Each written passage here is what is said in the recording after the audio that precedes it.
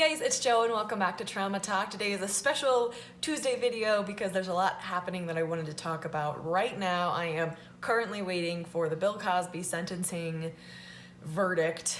And as I was watching and waiting for this verdict to happen, I had CNN on in the background, and some other stuff has been happening in the world in regards to sexual assault and sexual crimes. And I usually save myself from all of this and just don't turn the TV on.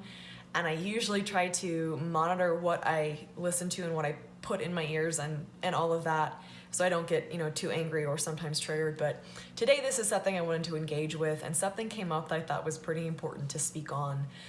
And that is what's happening with Brett Kavanaugh. Before I lose you, this isn't going to get political. I just wanted to comment on something I heard from someone a guest had on their show. So Wolf Blitzer on CNN had a lady named Kathy Martin, who is a friend and former colleague of Brett Kavanaugh, on his show. Brett Kavanaugh, if you don't know, is a Supreme Court nominee who has now been accused by, I believe, 3 women of different forms of sexual assault, abuse, sex crimes in general.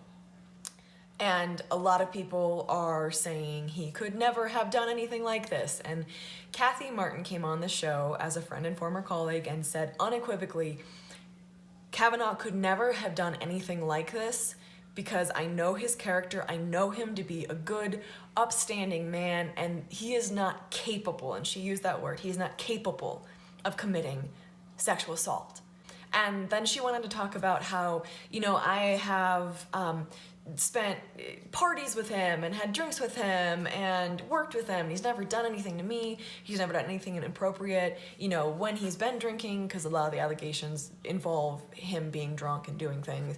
When he's been drunk, he's always, conducted himself in a fine way, so there's no way any of this ever happened. So she's using her experience as evidence that these crimes never happened. And this is so common, so common when we're talking about people coming forward and sharing their stories of domestic violence and sexual assault. So often when people come forward and say, this person attacked me, this person assaulted me, I've been in an abusive relationship for years, the reaction is disbelief or I don't believe you because I know this person to be a good person. To use a stereotypical example, let's say a man is abusing his girlfriend and they have the same friend group, and they go over to someone's house and hang out with them every Sunday and watch a football game and have a couple drinks. And this friend group knows this couple, and they come over and they're a happy couple. And this guy has a couple drinks and makes jokes and watches a football game and has a great time, then they go home. They know him as happy, football-loving, fun guy who makes them laugh. That's who they know him as. He's never done anything wrong. He's never given them a single indication that anything is off. And he treats her well in front of them. But then when they get home, this girl doesn't know him as happy, fun-loving football guy. She knows him as the guy who continues drinking once they get home and then beats the crap out of her and has done that for months.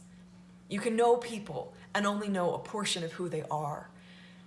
We so often make the assumption that because our experience is valid, because our experience is what we know, it's the extent of everything. It's the extent of what can be known. And I hate hearing statements like that.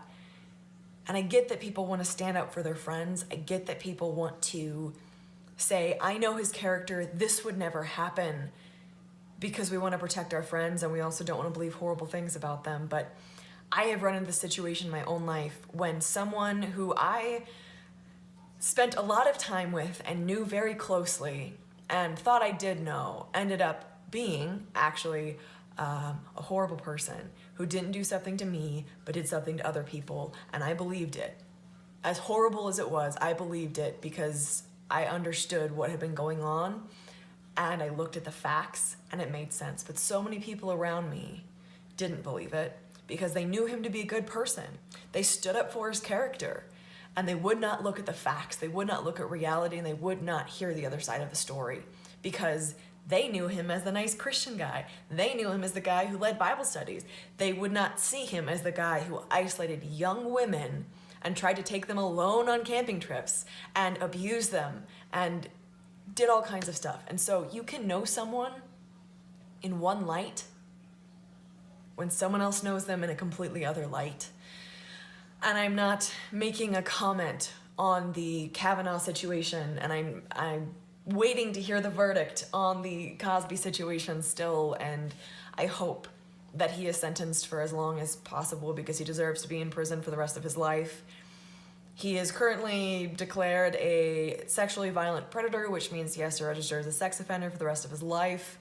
That's a win, and it's kind of sad to me that we have to accept small wins when it comes to sex crimes because oftentimes there aren't any wins. But that's the state of the world right now, and so I will cheer the small wins and hope that bigger wins come soon. So here's to hoping that he gets the full 10-year sentence. We'll find out shortly. In the meantime, please remember that if you're watching this and you aren't personally aware, you haven't been in a situation where you were on the other side of that abuse and you knew that you knew someone to be a darker person. If you've not been in that situation, know that people can hide who they are, and just because you can attest to their character and someone else is saying that they were hurt, you just might not see that side of them.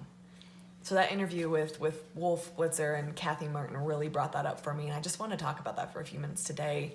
Take care of yourselves. I know most people who watch this channel have gone through trauma. A lot of them have gone through relational trauma. A lot of you guys have experienced horrible things, and so I know a lot of this is really fresh in the media. There's everything with Brett Kavanaugh and more sex crimes and sexual assault, and then there's the Bill Cosby stuff going on, and then there's always something right now. And it can be challenging depending on what your triggers are. So make sure that you're taking care of yourself and let me know if there's anything I can do to help. Thanks guys. Thanks for watching Trauma Talk. Thanks for being here and for your continued support. I look forward to talking to you soon. I will see you on Thursday. A really cool video is coming out there. It's requested by one of my Patreon supporters and I'm excited to be showing it to you guys. So tune back in on Thursday. I will see you then. Take care of yourselves until then. Bye guys.